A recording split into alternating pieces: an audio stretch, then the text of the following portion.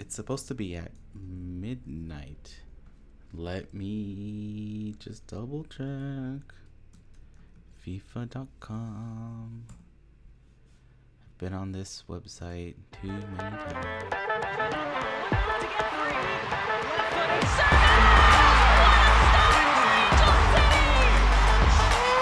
Riley comes in. Angel City on the board. Corner kick presented by Cedar Sinai. Shifty work into the box. And across, it's in!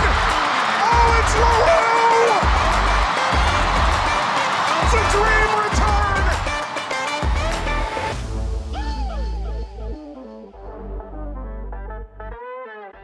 Hey everyone, welcome to Casual FC, a World Cup preview pod, at least for a short while.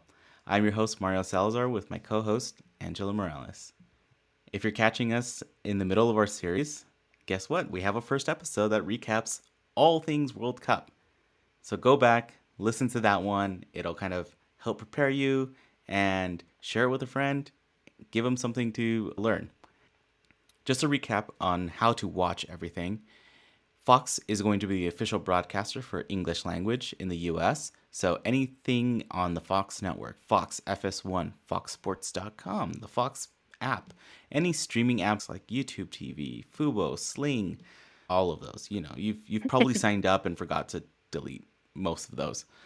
So the one thing to think about when looking at all of those is that if you are going to be streaming most of these, that you're going to have a TV login. So ask for someone, get your own, do what you got to do, but, you know, have fun and watch all of those. Telemundo is going to be the official broadcaster in Spanish in the US. That means all the matches will be on Telemundo and Universo channels. All matches will also be streaming in Spanish on Peacock, which that just makes life a lot easier. Just go ahead and stream it from Peacock. And as we've been saying from before, if it's easier to watch it in Spanish. It's just more exciting. It's more fun. The announcers care more. There's more passion. We might be biased because we're both Latino We're here. both we're both of the Latino variety. Exactly. Keep an eye on all our social feeds as we're going to be posting TV schedules and upcoming matches once we get out of the group stages too. So we'll be able to tell you where to find it, what time to find it, and if you have time to go hit a bar beforehand. So let's talk the group stages. In Group C, we are keeping our eye on our angel Jun Endo playing with Japan. Their first match is going to be on Saturday, July 22nd. Zambia versus Japan will be at midnight Pacific Standard Time. So, as we've been saying before, you're going to have to go Friday into that Saturday, 12 a.m. That's when the game's going to go. You've got the U.S. women's team playing at 6 o'clock on Friday, p.m., prime time. So, you know, just stay up or take a nap or go get some tacos and get yourself a little snack before the game. Have dinner, watch the U.S. game, have second dinner, stay up late for more soccer, stay up even later. I think there's a game after that. Like, just stay up all night and then sleep in and then go to brunch on Sunday and then do it again on Saturday night. It's worth it. There you go. So the game's going to be on Fox. So national broadcast. Check, Fox Channel 11 here, your Fox app, the FoxSports.com, any of the apps where you've got terrestrial TV like YouTube TV, Sling, all of those good things. This time it's going to be on NBC Universo. It's not going to be on Telemundo, so just keep an eye out for that if you're looking for the Spanish broadcast. And it's also going to be on Peacock streaming. For my money, I think I'm just going to watch everything on Peacock. It's easier. Same. And it's in Spanish. There might be some English broadcasting options. I know sometimes TUDN would do like when you hit the SAP button, it actually went to English. So You get the English, yeah. So who knows? Yeah, sometimes when you hit the SAP button, it gives you the opposite. Yeah. Where it's English to Spanish, it's normally Spanish to English or vice versa. So just see what happens. Just Push some buttons. check it out. I mean, we'll find out on the first day, but yeah, it's on the Peacock app streaming. So we've got Spain. Spain is actually coming off their best World Cup outing thus far. In 2019, they made it to the round of 16 and had a great showing. They played really well. Since then, there's been some turmoil, especially recently, within the team's structure and coaching.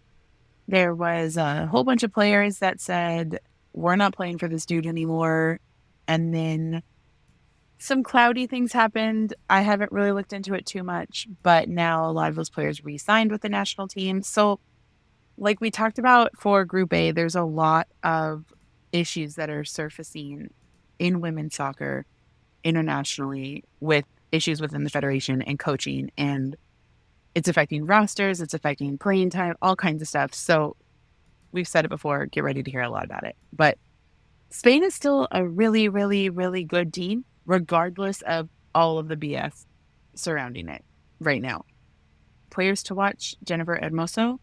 She leads Spain in scoring. In the history of the Spanish national team, she is the number one scorer.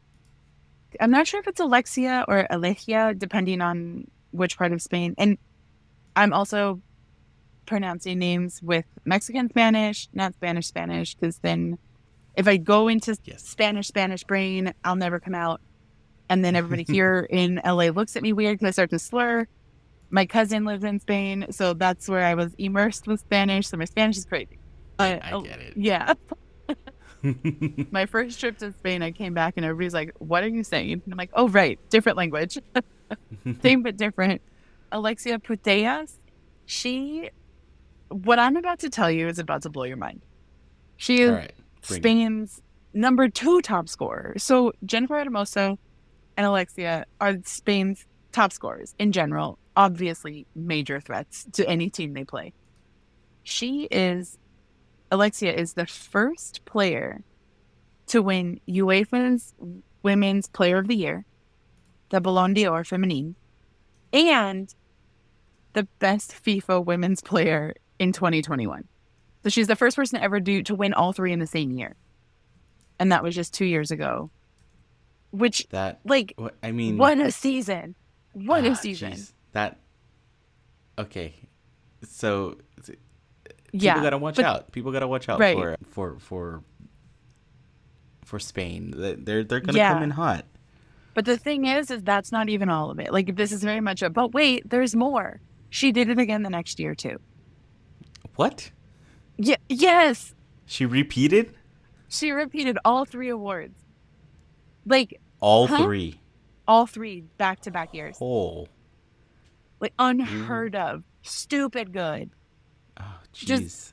I cannot wait to watch them because of this. Like, you're in the history of your team, your 2 top scorers, they both, they go back and forth for top scorer. They go back and forth for most appearances. Like, they own stats, obviously, for offense. All of this, and they still had all these issues with the national team, that there was their federation. Yep. If you want me to get on a soapbox about we've got the episode coming. We've got the episode coming. Yeah. There will be big soapbox episodes in the off season. We'll tag them with soapbox incoming. Yeah. #soapbox. So these 2 amazing players that we're going to keep an eye on. So Jennifer Hermoso will be number 10 on the pitch, and then Alexia Putellas will be number 11. Again, caveat with all of this, if you listen to our last episode, we are taking all these numbers from what is available on Fox Sports right now as far as the rosters. So if they end up with different numbers because the rosters, a lot of them just got set, they might be getting different numbers. Take it with a grain of salt. But Hermoso and Putellas are about to blow your minds. Yeah. I don't even know what to expect. I didn't realize that prior to looking and putting all this together. So we had all the information in one place. I didn't realize that they were stacked in the way that they were. All of these teams are stacked for their teams, that all this kind of stuff, but not like this. Not like, oh, we have the best player in the world for the last 2 years. Okay? Like, what? In the last 2 years, like leading up into the World Cup year. I mean, Yeah, like everybody comes into the World Cup and is like trying to be in their best form, play the best soccer they're ever going to play. But that's bonkers. Bonkers. yeah. All right. Alrighty. Next on the docket is Costa Rica. This is also their second World Cup appearance. Before I start off with the player to watch, the veteran of the Costa Rican women's team, Shirley Cruz, has retired. So you won't see her familiar face on the pitch. It's wild. People are probably going to be like, oh, she's so old, whatever. She and I are the same age. I'm looking up like some history really quick and I was like, oh, cool. We're in our mid-30s and according to sports, we've died. Like, just oops. I feel you. Every time I look at a roster and their age, and then I'm like, yeah, no, me and you, we got the same. No, you're way younger than I am. Yeah, like, oh, you're a decade younger than me. Neat. The interesting thing is that she announced her retirement after unexpectedly not making the roster. So no one, like, people were confused, obviously. So yeah, I mean, I wonder if it was by choice or if this was you weren't selected and so she had announced time to bow out. Yeah, she had announced that she would retire after the World Cup and then didn't make the team or, whatever reasoning was not included on the roster. And now we don't get to see her anymore. But that is a big loss for the Costa Rican team on the veteran, like having a veteran that like deep in Costa Rican soccer culture. But a familiar face, a familiar name to pretty much anybody who has been following the NWSL over the last couple seasons is Rocky Rodriguez, who plays for the Portland Thorns. On the West Coast, we've talked about it. There's a bunch of Thorns fans up and down the coast because for a long time, the Thorns and the Reign were the only two West Coast teams, including Utah, kind of, sort of. But we have a bunch of friends who are Thorns fans who have converted to ACFC now that we have a team. But Rocky Rodriguez is fantastic. Rocky has 90 caps for Costa Rica and has scored 56 goals. So, no big deal. No, whatever. It's fine. It's fine. And because the Thorns are so stacked offensively, she only has 40 appearances in 3 years and 4 goals. Which is still insane. Just it's silly in the sense that you say oh, they're this, they're that. It's like, yes, these are world-class soccer players. And they only have 4 goals. That's 4 more than I would ever have in my lifetime. So more power to her. She will make a difference for Costa Rica. Probably 4 more than I ever had while I was actually playing. So I feel that. So good luck to Costa Rica. Hit me with Zambia. What you got for them? Oh, so wait, just to go back one quick second. Rocky Raquel Rodriguez will be number 11 on the Costa Rican team. So just kind of keep your eye out, know who you're watching. And then, let's go on to Zambia. They are debutantes, our second debutante that we will be talking about in our little kind of series of the World Cup here. They have been a team that's been around since 1985. They're one of the first women's federations in any of the African countries. But, again, this is the first time they've actually made the World Cup. They are known as the Copper Queens. I love that. That is a cool nickname.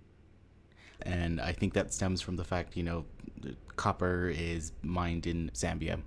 Mm-hmm. So, and in looking them up, we've got 2 players to watch that we're going to call out here. We've got Barbara Banda, who is the first player to ever score back-to-back hat tricks in the Olympics. And this was in 2021 versus China and the Netherlands.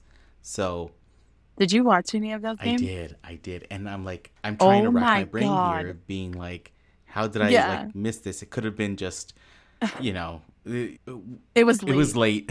All the games were late, It was so late. which I'm always trying to stay up. But then again, also 2021, I've already got 2 kids, and there's only so much we They can are do. small babies at that point. Yeah, those games were bonkers. It was one of those you're like, oh wow, this is a player I'd never heard of, and they're having a time of their lives at the Olympics. And then 2 days later, I get an alert that she did it again. I was like, oh yeah, it's from the other day. And I'm like, no, that's from right now. The opponent is different. It's like I'm looking at it like, wait, is this real life? And every single goal was a banger. It wasn't one of those where you're like, oh, that she snuck that one in. It was just so authoritative. Yeah. And just, I'm so excited to watch her play on this stage. And as we mentioned in our last pod, we did mention that there was a player that reached the fastest hat trick in World Cup history. So just to, for the people that need to know, a hat trick means 3 goals by the same player in one game, right? Like we said, 3 goals in a game by a team is a big feat. It's a lot. 3 goals by one player is huge, and then doing it back to back, like having 2 games where you've scored 3 goals, it just means you are pinpoint, you are on top of your game, and you're just dialed in. Yeah, you know what you're going to be doing. And then we've got our second player to watch here is, okay, please forgive me with this. Do you want me to take her name over? Try to, yeah. Okay, so Rachel Kundananji. There we go. Thank you. Rachel, I needed to hear it. That's the thing. Rachel totally. Kundananji also scored in their friendly against Germany that they won. This was their send-off game. So Germany and Zambia played a friendly last week. So today is what, the 11th? Yeah, it was last weekend. And they beat Germany, which is huge on the world stage. Yeah. So we've got... Sorry, I cut you off because I got way too excited. It was major It's all news. good. I mean, like we've been saying, that the World Cup is going to be full of surprises. You'll honestly never know what's going to be happening. Everything's just going to be off the wall because it's a short tournament. But it's a global thing. So you're playing people from all over the world, and you honestly can't fully predict what's going to happen because, the underdogs will find that 5th gear, find that 6th, 7th, 8th gear and push through. And you never know. And they might surprise you. Yeah. As, Zambia did with Germany. So to keep your eyes on them, we've got Barbara Benda, who will be number 11 on the pitch. And then we've got Rachel Kundananji, who is number 17. And with that, let's roll into our last national team of this group stage, Japan, which all I gotta say is Endo. If you are an ACFC fan and you are not a Jun Endo fan, we need to have a conversation. Yeah. June. She was very much number 18 on the pitch, number 1 in your hearts, so beloved by this fan base. The pink hair, everything. June is my favorite player and my daughter's favorite player. Once my daughter put one together that June has pink hair, and the poster we have up from the very first game has June with the pink hair on there. She goes, every time she sees it, she's like, Dad, that's June. And I'm like, yep. So favorite June. Player in our household. So Japan is coming into this World Cup. They're not new. They're not debutantes. They're not, fresh to any of these types of competitions. They have been around they're one of these top teams. Japan are coming into this being World Cup champs previously. They won in 2011, and honestly, they're one of 4 teams that have ever won the Women's World Cup. It's Japan, the US, who's won it 4 times. We're on the road to the 5th. Norway and Germany. So they Right. are in elite status with teams, with nations in this World Cup. Absolutely. It's one of those things too, just as a quick reminder, this is only the 9th iteration of the Women's World Cup. This is only like a baby of a tournament in the big scheme of things. The first year was in 1991. That is like 30 years ago. It's nothing, it's a drop in the bucket. So to have a team who's won it 4 times, Germany's won it twice, and then to have Japan and Norway kind of sprinkled in as the other ones, anyone can take this at any given time. Yeah. But when you come in with an experience of winning a big tournament like this, it gives you a little bit of an edge because you know how to prepare your players as a federation, a little bit different than someone who's never been in those shoes before. Exactly. And after saying, big team, big stage, winners, Japan has actually been rebuilding and reinvesting in their youth, which is Exactly. which is great. Like, you want to see these national teams building up their future, right? Like all these national teams really should be having like 10, 20-year plans of how they're developing players, because you're not just going to pick up players off the street like, hey, you're good, come play for me. Like that doesn't really happen without the proper, especially for teams without the proper like backing or support or anything like that. So they have been rebuilding and investing in their youth, which could be a big surprise, and Endo being part of that youth rebuilding. The team did find their footing during the She Believes Cup, which is the invitational that the US hosts. And so I believe it's a qualifier as well. So it's one of those, like, it's a big deal. Yeah. And the fact that they found their footing and they're kind of gelling and they're kind of getting in place, I think that's going to be big in this type of group. So like we said, we've got Endo. The unfortunate thing is that just, a couple weeks ago, she suffered an injury. She got, her knee banged up. So we were all worried about her. We're all worried about our players, just safety in general, but we were also worried for her missing such a big stage and such a big opportunity. Luckily, they were able to rehab it. It wasn't that big of a deal. At least that's what they told everybody. At least that's what we're going off of.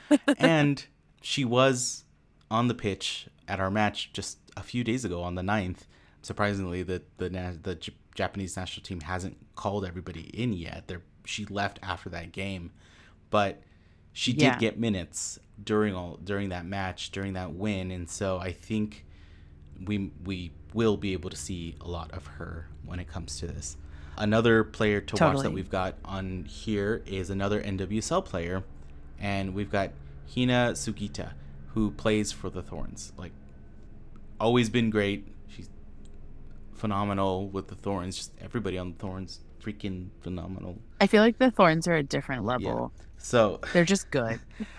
So those are the 2 players we're calling out there, 2 of our NWSL players. I'm pretty sure there's some veteran talent on the Japanese team, but my quick Googling and getting our stuff ready, I was going to focus on the 2, players that we're going to be able to watch after the World Cup is over. Totally. Yeah. And just as a quick little aside, Jun Endo might be getting limited minutes based on her injury. We don't know for sure. Regardless, she steps, like, and this kind of goes for anyone. You get limited minutes, you come in, you can still make a huge impact. So it would not surprise me if she was a sub, at least in the very beginning, in the group stages especially. If she comes in, she will be on the attack. She wants this so bad. You can tell. She's on a different level as it is this season in NWSL form, ACFC showing, like, she's ready for this, and I'm really excited to see what she does this tournament. Yeah. So to make sure that you can find our 2 selected players on the field, we've got Jun Endo playing number 13 for the Japanese national team, not to be confused where she plays number 18 on Angel City. So we're looking for number 13, Endo. Let's see if she colors the hair brighter. I know it was kind of growing out. I know. I'm curious what she's going to do with her hair. And then Hina, we've got her at number 15 with the national team. So those are the two players we've got to watch, and super excited for the teams that are in this group, and it's just going to be exciting. I think there is no dull group. There's a couple of groups of death type groups, but there's no group that's just going to be like, well, right? Like all of them have, all of them will be great. Yeah, all of them have the stars, the veterans, the newcomers. It's going to be great. All right, so if you are gearing up to watch Japan take on Zambia opening weekend of the 2023 World Cup, you'll catch them on Saturday, July 22nd. Game will be airing at midnight. So Friday night, prepare, take a nap. Well, watch the U.S. game and then maybe get some snacks, take a nap, tune in at midnight going into Saturday to catch Japan. It'll be on Fox, NBC Universo for anyone watching Spanish language broadcasts, or on Peacock for Spanish as well. I'm kind of mentally defaulting to Peacock in my head because that way I don't have to worry about Telemundo or Universo. So catch it where you can catch it. It's going to be a great game. Both teams are going to be really fun to watch. All right. So if you've gotten this far, make sure you check us out on all of the different podcasting platforms: Apple Podcasts, Spotify, Google Pod, Overcast, other ones I don't know of or don't know the names of because I just listened to them on Spotify. You can also check us out on our website, casualfc.com, where you'll have a link to all of the episodes, and it will direct you to whichever streaming platform you want to listen to them on. All of our social channels, you can find us at Casual FC Pod. Instagram, Twitter, TikTok, Threads. I don't know, any more that come up, we'll find a way to get ourselves there. So do us a favor, help us out. Rewind. Do us a favor, help us out. Share the podcast, leave a comment. Let's have some fun.